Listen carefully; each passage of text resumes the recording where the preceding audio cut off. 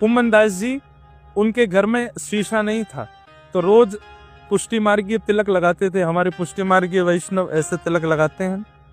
तो पुष्टि मार्गीय तिलक थोड़ा और कठिन है, तो उसके लिए कम से कम दर्पण तो चाहिए लगाने के लिए। उनके घर में दर्पण नहीं था, तो ठाकुर जी आते थे और गोदी में बैठ करके और छोटे से लाला थोड़ी पकड़ करके कुम्मन दास जी से कहते, हाँ कुम्मना, मैं देख रहा हूँ, तू लगा, स्वरूप लगा। तो कुम्मन दास जी करते, हाँ यहीं तो खींच ले ऊपर, हाँ ये लग गो, बहुत सुंदर, अब नीचे तो नहीं घुमाए दे, अब यहाँ ते लगा, वाह कितना सुंदर लग रहा हो मेरो कुम्मना। ठाकुर जी बोले, ठाकुर जी आरसी बनते। एक बार ठाकुर जी ने विचार किया, इतना निष्किंचन है, इतना अकिंचन है कुम्मन दास, एक जगह को राजा आ रहा है, बहुत सारी संपत्ति दान करवे, वाकई मन में जाए कि कह दूंगा यही दान कर जाए वो। ठाकुर जी ने उस राजा को स्वप्न दिया, गोवर्धन में कुम्मन दास है, उनको जाके संपत्ति दे दो। सुबह सुबह का समय, राजा को स्वप्न आ चुका था ठाकुर जी का।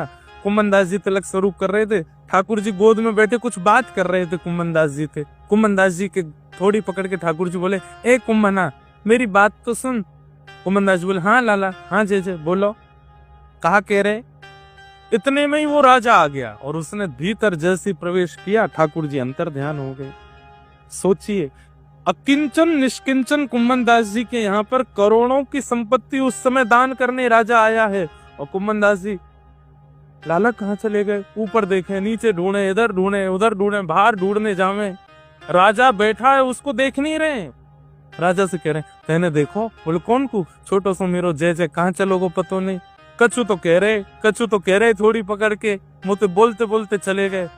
बहुत देर होने के बाद फिर राजा बोला, मैं वहां का राजा हूँ, संपत्ति लेके आपको दान करने आया हूँ। कुम्मन दास जी बोले, यही मारे चले गए। तो एक भैया हाथ जोड़ के प्रार्थना करूं, बोलो कहा सब लेके वापस चलो जा।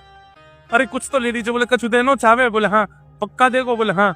दोबारा अपनो मुंह मत दिखाइयो मुझे, चलो जा, यही दे जा। तू जब ते आयो मेरो जय मुंह को छोड़ के चलो।